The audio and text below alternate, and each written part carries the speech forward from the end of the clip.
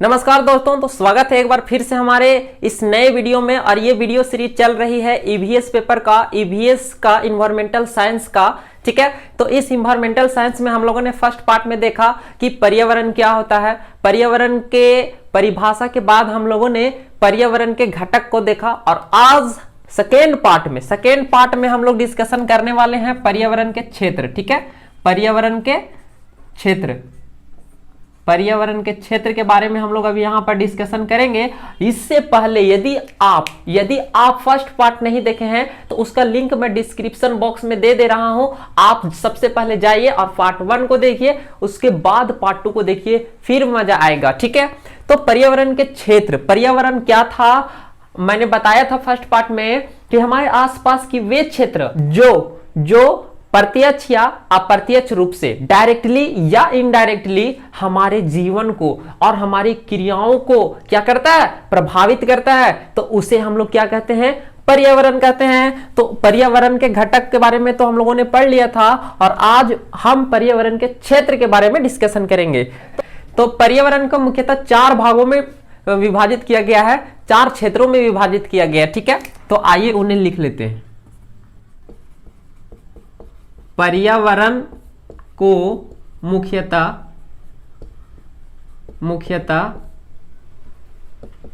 4 क्षेत्रों में विभाजित किया गया है। 4 क्षेत्रों में क्या किया गया है, विभाजित किया गया है। ठीक है, 4 क्षेत्रों में विभाजित किया गया है, 4 भागों में उसे बांटा गया है पर्यावरण को, जिसमें से फर्स्ट है स्थल मंडल, दूसरा है जल मंडल,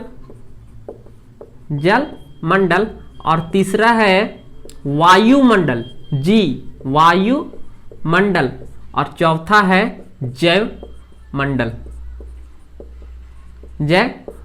अब हम लोग एक एक करके, आप यहां तक पहले लिखिए, उसके बाद एक एक करके हम लोग स्थल मंडल को देखेंगे, उसके बाद जल मंडल को देखेंगे, उसके बाद वायुमंडल को देखेंगे और उसके बाद जैव मंडल को देखेंगे। ठीक है, तो आइए अब आगे बढ़ते हैं। तो आप फर्स्ट हेडिंग लगाइए, क्या, स्थल मंडल।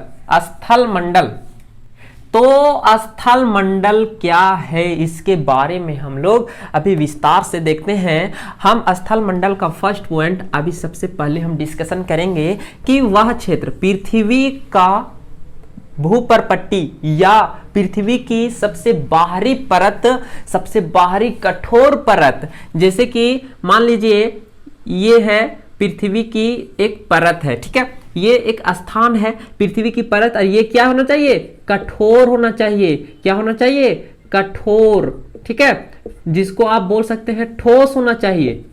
ठीक है, ठोस होना चाहिए। पृथ्वी का वह क्षेत्र ऊपरी क्षेत्र जो ठोस हो। ठीक है, पृथ्वी की ठोस एवं कठोर क्षेत्र को हम लोग क्या कहते हैं, वायुमंडल कहते हैं। ठीक है, तो इसे मिटा लेते हैं। जैसा कि आप पहले परिभाषा लिखिए, जैसे पृथ्वी की सबसे ऊपरी कठोर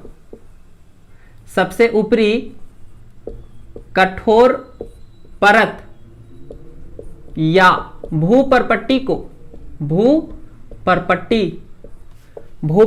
को स्थल मंडल कहते हैं। भूपरपट्टी को क्या कहते हैं, स्थल मंडल कहते हैं। जी बिल्कुल सही सुना आपने, स्थल मंडल कहते हैं। ठीक है, भूपरपट्टी को स्थल मंडल कहते हैं। ठीक है, तो पृथ्वी का वह क्षेत्र जहां हम लोग रहते हैं, जो हम लोग चल फिर रहे हैं, जो आपका माउंटेन है, आपका पर्वत है, आपका वन है। ठीक है, आपकी इमारतें हैं, सड़कें हैं, स्कूल है, कॉलेज है, वे सब कहां है, स्थल पर ही तो है। क्या आपका वो पानी में है, क्या वो हवा में है, नहीं, वो जहां है उसी को स्थल मंडल कहते हैं। ठीक है, तो स्थल मंडल क्या है? कठोर परत है। ठीक है, एक पृथ्वी का वह परत, पृथ्वी का वह क्षेत्र, पृथ्वी का वह भाग जो क्या है? सबसे ऊपरी परत होना चाहिए और कठोर परत होना चाहिए। ठीक है, उसे हम लोग क्या कहेंगे? स्थल मंडल कहेंगे। उसे हम लोग क्या कहेंगे? स्थल मंडल कहेंगे। कहा कि ये पृथ्वी की सबसे ऊपरी परत है और कठोर परत है। ये किस किस चीजों से बना है? ये खनिजों से बना है। ये किस चीज से बना है? खनिज से बना है और शैलों से बना है। तो इसे आइए सबसे पहले दूसरा पॉइंट हम लोग लिख लेते हैं कि स्थल मंडल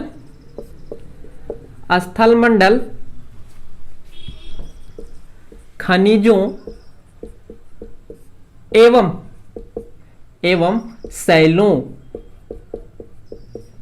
से बना है। जो स्थल मंडल है वो खनिज से बना हुआ है और शैलों से बना हुआ है। ठीक है, तो ये पृथ्वी का कितना भाग है। ठीक है, अब नेक्स्ट पॉइंट जो आता है कि स्थल मंडल तो ठीक है, ये तो खनिजों से बना है लेकिन शैलों से बना है। ठीक है, खनिजों से बना है एवं शैलों से बना है, लेकिन ये पृथ्वी कितने हिस्सों में है? यह भी सवाल आपसे पूछा जा सकता है कि पृथ्वी का कितना हिस्सा भाग स्थल मंडल है। तो आपका इसका जवाब अभी हम लोग थर्ड पॉइंट में देखने वाले हैं। ठीक है, तो थर्ड पॉइंट में क्या है कि स्थल मंडल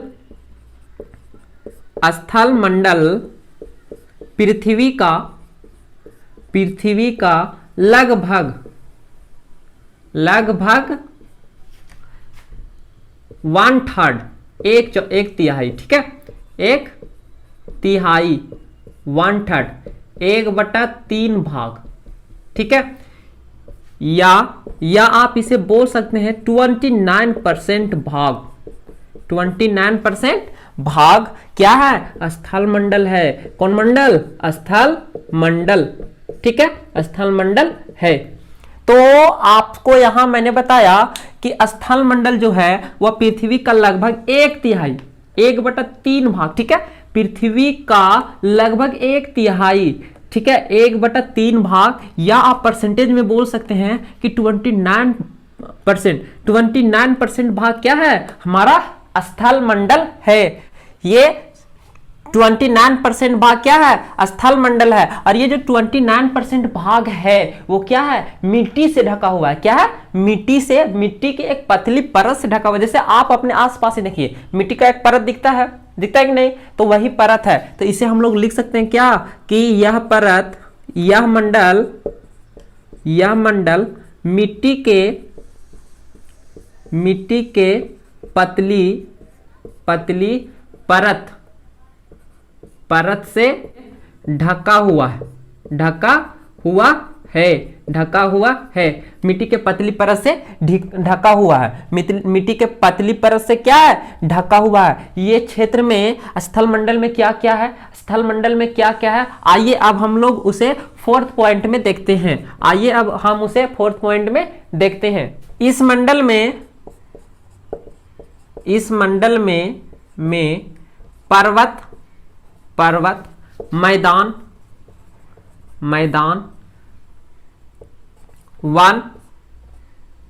वन स्थल वन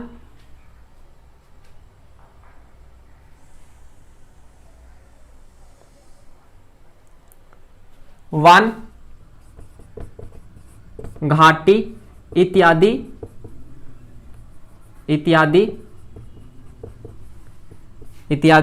पाए जाते हैं। ठीक है, तो ये हम लोगों ने देखा स्थल मंडल के बारे में कि स्थल मंडल क्या है? पृथ्वी की सबसे ऊपरी कठोर परत है, और कठोर परत है या भूपर्पटी को हम लोग क्या कहते हैं? स्थल मंडल कहते हैं। और पृथ्वी का ये मंडल पूरी तरह से खनिजों से बना हुआ है और शैलों से बना हुआ है। ठीक है, स्थल मंडल पृथ्वी का कितना हिस्सा है? 1/3 हिस्सा बोलिए, 1/3 पार्ट बोलिए, या फिर आप परसेंटेज में 29% भाग बोलिए। ठीक है, स्थल मंडल है। यह मंडल पृथ्वी के पतली परत से ढका हुआ। ठीक है, इस मंडल में पर्वत मैदान वन घाटी इत्यादि पाए जाते हैं। अब हम लोग डिस्कशन करेंगे, क्या डिस्कशन करेंगे? स्थल मंडल के महत्व के बारे में। ठीक है, स्थल मंडल का महत्व, स्थल मंडल का महत्व, ठीक है, स्थल मंडल का महत्व। तो सबसे पहला पॉइंट है कि स्थल मंडल खनिजों का एक बहुत बड़ा स्रोत है, ठीक है। तो यहां लिखेंगे कि स्थल मंडल, या फिर ऐसे लिखिए यह मंडल खनिजों का एक विशाल स्रोत है। यह क्या है? विशाल स्रोत है। इसी का परिभाषण अभी हम लोगों ने देखा कि यह किस चीज से बना है? खनिज से बना है और मिट्टी से बना है। तो यह मंडल की क्या है? खनिजों का एक स्रोत भी हम लोग इसे कह सकते हैं। ये सवाल जनरली कॉम्पिटिटिव एग्जामों में पूछ लिया जाता है कि खनिजों का कौन सा मंडल, कौन सा क्षेत्र खनिजों का विशाल क्षेत्र है, स्रोत है, तो आप उसे क्या कहेंगे कि स्थल मंडल। स्थल मंडल क्या है? खनिजों का एक स्रोत है। दूसरा जो स्थल मंडल का जो महत्व है वो क्या है कि यह मंडल हमें रहने के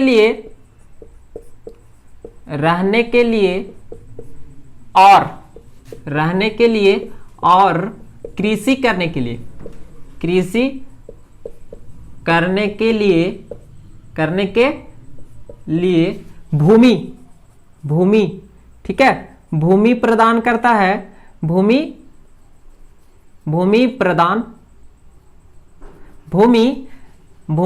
साथ ही साथ जानवरों को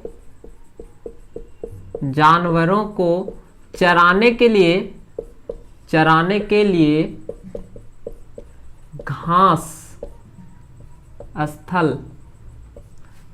स्थल प्राप्त करवाता है, घास स्थल प्राप्त करता है, ठीक है।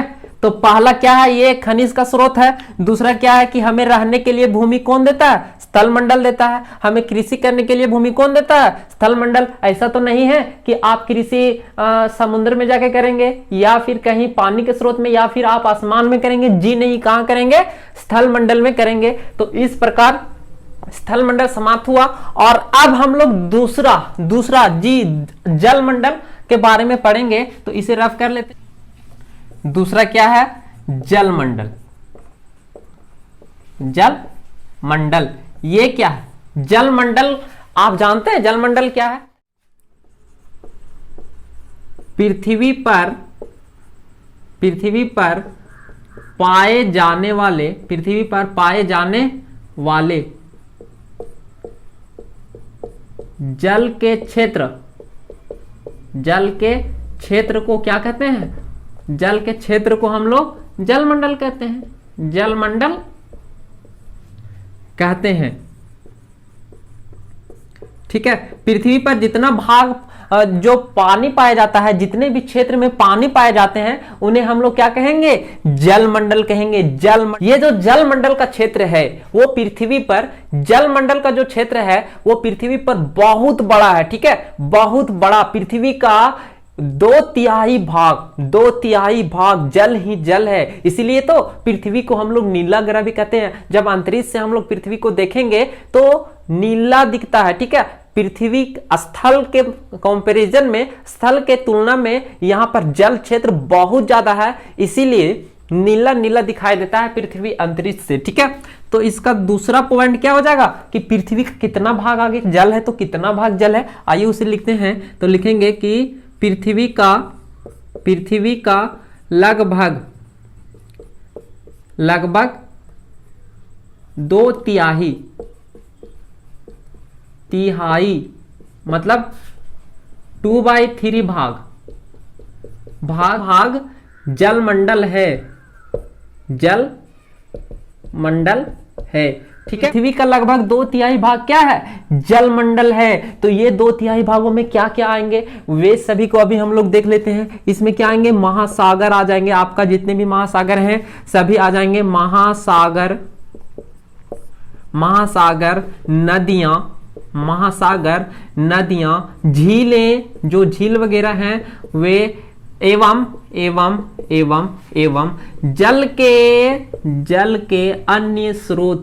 जल के अन्य स्रोत स्रोत मिलकर मिलकर मिलकर मिलकर जलमंडल का निर्माण करते हैं, ठीक है, जलमंडल का निर्माण करते हैं। महासागर, नदियां, झीलें एवं जल के अन्य स्रोत मिलकर के जलमंडल का निर्माण करते हैं, ठीक है। तो ये था इसका थर्ड पार्ट। और फोर्थ पार्ट इसका बहुत ही इंटरेस्टिंग है। फोर्थ पार्ट कि जलमंडल हमें तीनों अवस्थाओं में मिल सकता है। क्या? ठोस भी मिल सकता है, गैस भी मिल सकता है और द्रव्य भी मिल सकता है, ठीक है, द्रव्य भी मिल सकता है। ठोस भाग कहां मिलता है? बर्फ के रूप में मिलता है हमें, ठीक है। हमें कहां? गैस के रूप में पानी हमें कहां मिलता है? वाष्प के रूप में भी हमें जल मिल सकता है। और द्रव्य तो ठीक है, लिक्विड है, ये हो जाएगा आपका जल, ठीक है। द्रव्य लिक्विड के फॉर्म में मिलेगा, तो ठोस बर्फ के रूप में, वाष्प के रूप में भी मिल सकता है और सिंपल आपका द्रव्य के रूप में भी मिल सकता है, लिक्विड फॉर्म में भी मिल सकता है। तो आप इसे एक पॉइंट और बढ़ा के लिख सकते हैं। क्या लिख सकते हैं? कि जल हमें तीनों अवस्थाओं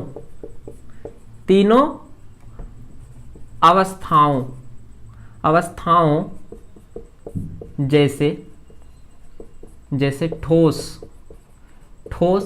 डैश देके लिख लीजिएगा बर्फ, ठीक है, डैश देके लिख लीजिएगा का बर्फ, ठीक है, कॉमा लगाइएगा। ठोस मतलब बर्फ के रूप में मिल सकता है। फिर गैस मतलब जल वाष्प के रूप में मिल सकता है, जल वाष्प के तथा, या और कर लीजिए तथा गैस जल वाष्प के रूप में, तथा द्रव्य के रूप में मिलता है। तो हम लोगों ने क्या देखा कि पृथ्वी पर पाए जाने वाले जल के क्षेत्र को हम लोग जलमंडल कहते हैं। और यह पृथ्वी का 2/3 भाग पर क्या है? जल ही जल है। और ये जल के 2/3 भागों में भी हम लोग फिर बांटते हैं उसको। कुछ महासागर हैं, कुछ नदियां हैं, कुछ झीलें हैं, जल के अन्य स्रोत भी हैं, ठीक है, पोखरा हो गया, तालाब हो गया, वो सब अन्य स्रोत हो गए, ठीक है, को मिलाकर हम लोग जलमंडल का निर्माण करते हैं, ठीक है। जल हमें तीनों अवस्थाओं में मिल सकता है। आप अगर ठोस लीजिएगा तो बर्फ लीजिए, आपको अगर गैस चाहिए तो जल वाष्प लीजिए, और आपको द्रव्य चाहे तो फिर तो आपको द्रव्य कहीं में मिल जाएगा, ठीक है। द्रव्य चाहिए तो द्रव्य आपके पास है, बगल में ले लीजिए जाके, आपके घर में पानी होगा, ले लीजिए जाके, ठीक है। इसके बाद हम लोग जलमंडल के महत्व के बारे में देखते हैं। आइए अब हम लोग जलमंडल के महत्व के बारे में देखते हैं। जलमंडल के महत्व के बारे में देखते हैं। तो जलमंडल का महत्व सबसे पहले क्या है कि जल हमारे लिए बहुत जरूरी है, और हमारे साथ साथ किसके जरूरी है? जलीय जीवों के लिए भी जरूरी है। तो आप इसे हम लिख सकते हैं कि जल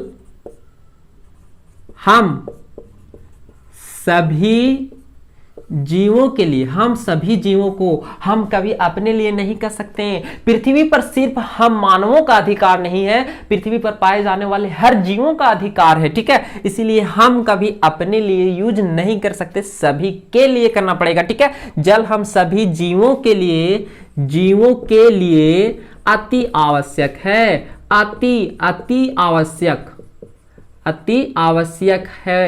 आवश्यक है, ठीक है। जल नहीं तो कल नहीं, और जल हम लोगों को बर्बाद बिल्कुल भी नहीं करना चाहिए। आप कमेंट करके बताइएगा कि एक दिन में कितना जल उपयोग करते हैं, कितना लीटर जल उपयोग करते हैं, ठीक है। जल का इंपॉर्टेंस बहुत ज्यादा है। इसके बाद वाली पार्ट जब आएगा हमारा, तो उसमें हम लोग डिस्कशन करेंगे प्रदूषण के बारे में, पर्यावरण प्रदूषण के बारे में। तो वहां मैं आपको बताऊंगा कि कैसे हम लोग जलमंडल को और वायुमंडल को क्या कर रहे हैं? प्रदूषित कर रहे हैं, और अपना आने वाला भविष्य को बर्बाद कर रहे हैं, ठीक है। तो फर्स्ट पॉइंट है हम लोगों के लिए क्या है? अति आवश्यक है। इसका दूसरा महत्व क्या है? जल नहीं रहता तो वर्षा नहीं होता। तो हम लोग लिखेंगे जलमंडल से जलमंडल से ही वर्षा के बादल बनते हैं, वर्षा के बादल बनते हैं और वर्षा होती है, और वर्षा होती है। तो जलमंडल अगर नहीं होता तो क्या वर्षा होता? नहीं। तो वर्षा कराने के लिए हम लोगों को क्या चाहिए? जलमंडल चाहिए। तीसरा सबसे इंपॉर्टेंट है कि जल कृषि के लिए भी बहुत जरूरी है, और कृषि नहीं होगा तो हम लोग जिंदा कैसे रहेंगे? कृषि के लिए भी जल बहुत जरूरी। तीसरा पॉइंट लिख लेंगे कि जल कृषि के लिए भी अति आवश्यक है, अति आवश्यक है। तो इस प्रकार हम लोगों ने जल का महत्व के बारे में देखा कि जल का महत्व क्या है सभी जीवों के लिए। सबसे पहला तो बहुत इंपॉर्टेंट है इसका। उसके बाद जलमंडल से ही वर्षा होती है, वर्षा के बादल बनता है, और उसके बाद वर्षा के बादल बनता है और फिर उसके बाद वर्षा होती है। जल कृषि के लिए भी बहुत उपयोगी है। तो अब हम लोग डिस्कशन करने वाले हैं वायुमंडल के बारे में। तो तीसरा हेडिंग लगाइए वायुमंडल। तीसरा क्या लगाना है? वायुमंडल। तीसरा वायुमंडल, ठीक है। वायुमंडल, इसका परिभाषा क्या हो जाएगा कि पृथ्वी की चारों ओर मौजूद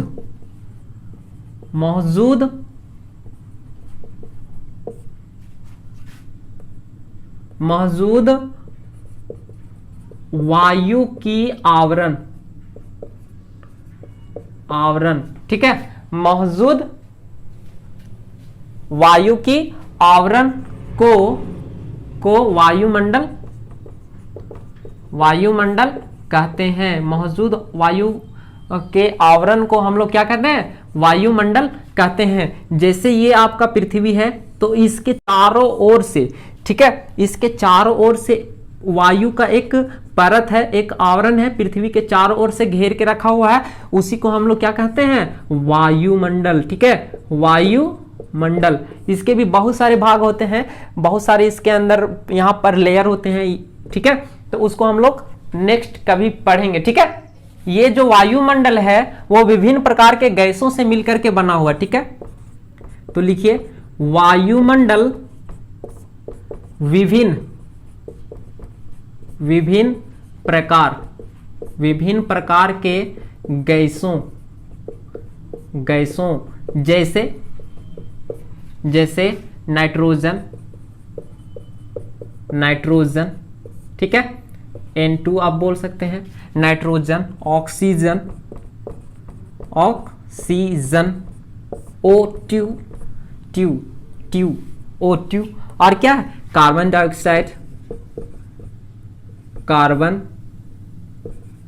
डाइऑक्साइड,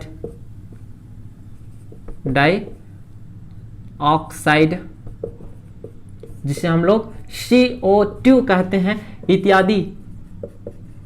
इत्यादि गैसों का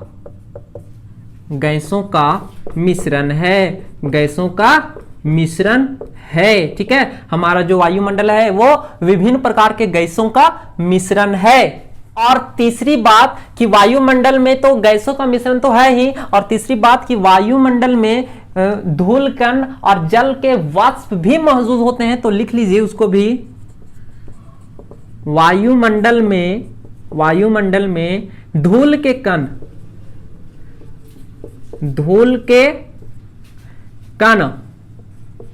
ठीक है, छोटे छोटे कण, धूल का कण, जिसे हम लोग नग्न आंखों से नहीं देख सकते हैं, और कभी कभी तो देख भी लेते हैं, हवा चलते रहता है तो, लेकिन हम लोग नहीं देख पाते हैं वैसे धूल के कण, और क्या? जल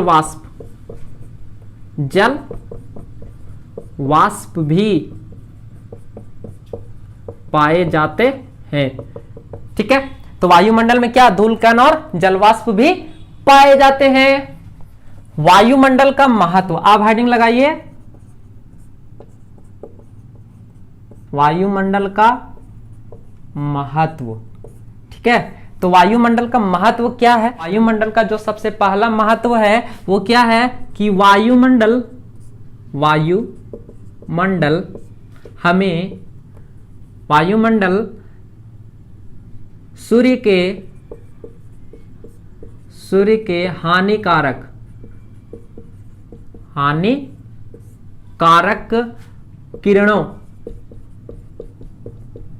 किरणों से हमारी रक्षा करता है। ठीक है, ये पृथ्वी है और इसके ऊपर जो वायु का परत है वो हमें सन से आने वाली रे ऑफ लाइट, ठीक है, प्रकाश की किरणें को हमारी हानिकारक किरणें जो है उनका, सूर्य का जो हानिकारक किरणें हैं उनसे हमारी क्या करता है, ये हमें रक्षा प्रदान करता है। कौन? यहां पर एक ओजोन की परत पाया जाता है, ठीक है, ओजोन, जिसके बारे में आगे हम लोग डिस्कशन करेंगे।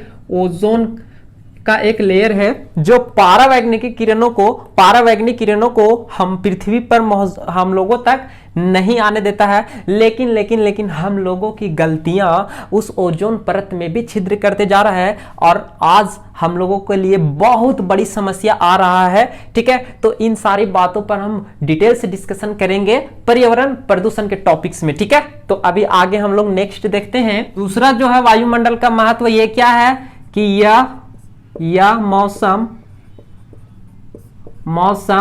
और जलवायु का परिवर्तन करता है। जलवायु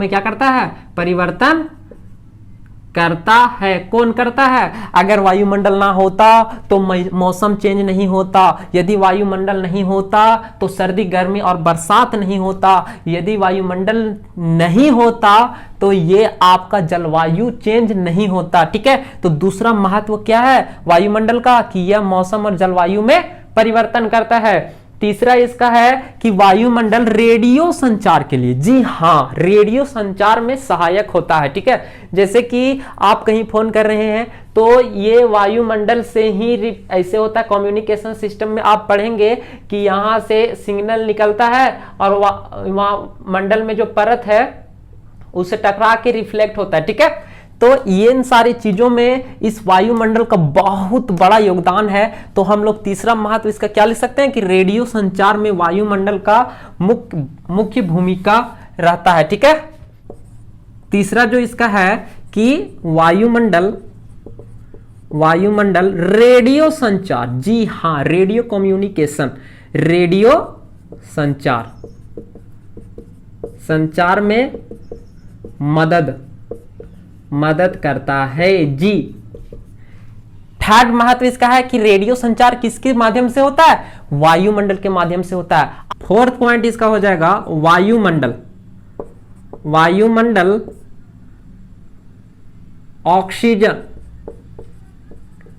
ऑक्सीजन प्रदान करता है जो हम सभी के लिए, हम सभी जीवों के लिए अति आवश्यक है।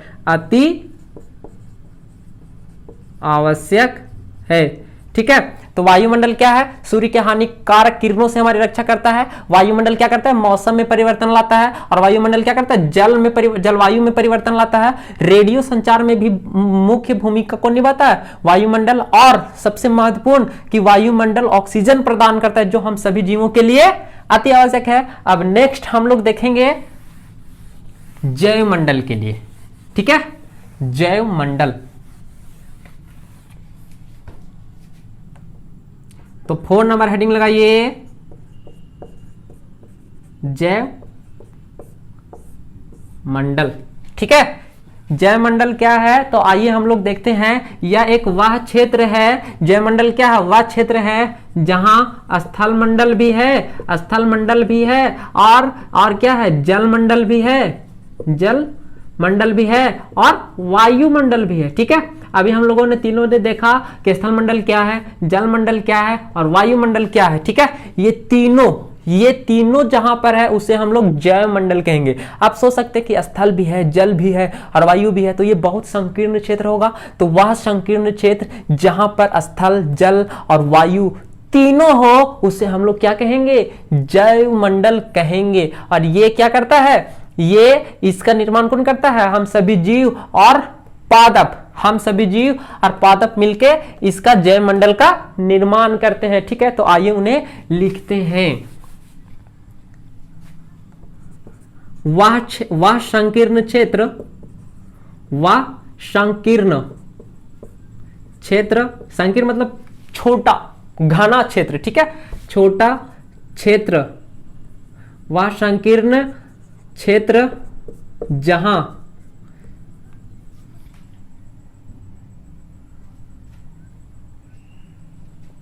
वह संकीर्ण क्षेत्र जहां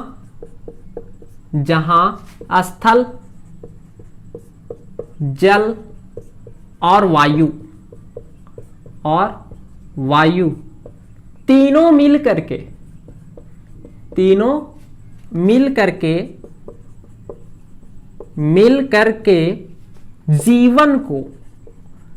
जीवन को संभव बनाता है,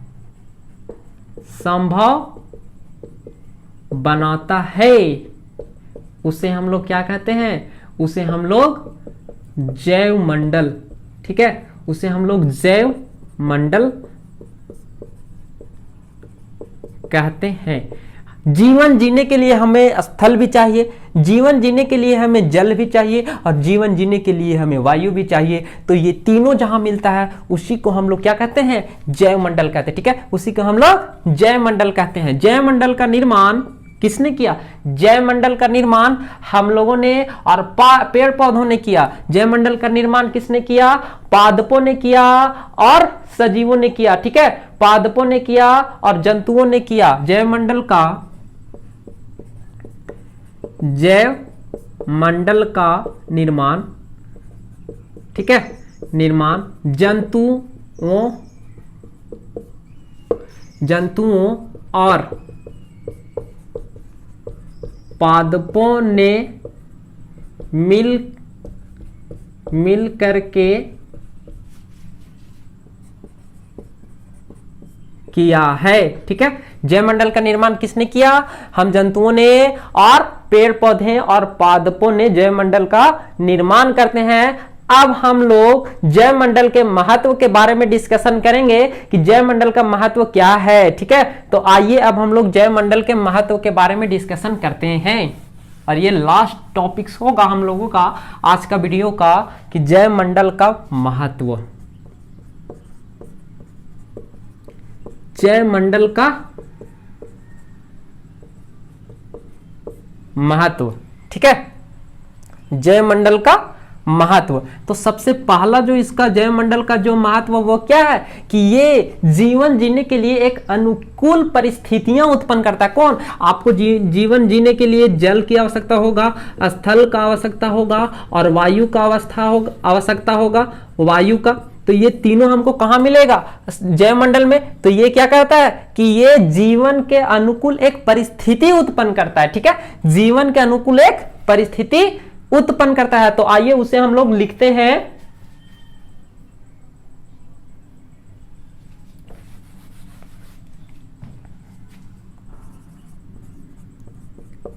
जैव मंडल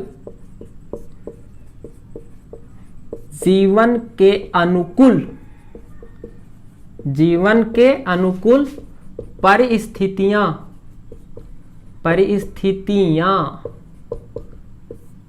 उत्पन्न, ठीक है, उत्पन्न करता है। जैव मंडल ही है जहां सिर्फ जीव पाए जाते हैं। ठीक है, जैव मंडल ही है जहां पर हम जीव जंतु मिलकर पाए जाते हैं। वहां तीनों चीज उपस्थित है, जल भी उपस्थित है, वायु भी उपस्थित है और स्थल भी उपस्थित है। ठीक है, और दूसरा इसका जो महत्व है वो है क्या कि जैव मंडल के कारण ही सजीव अपना जीवन यापन कर पाते हैं। अगर जैव मंडल नहीं होता तो सजीव अपना जीवन यापन नहीं कर पाते हैं। तो यहां लिखेंगे जैव मंडल के कारण ही सजीव अपना जीवन यापन करते हैं। तो इस प्रकार हम लोगों ने आज का टॉपिक्स को समाप्त किया। तो धन्यवाद।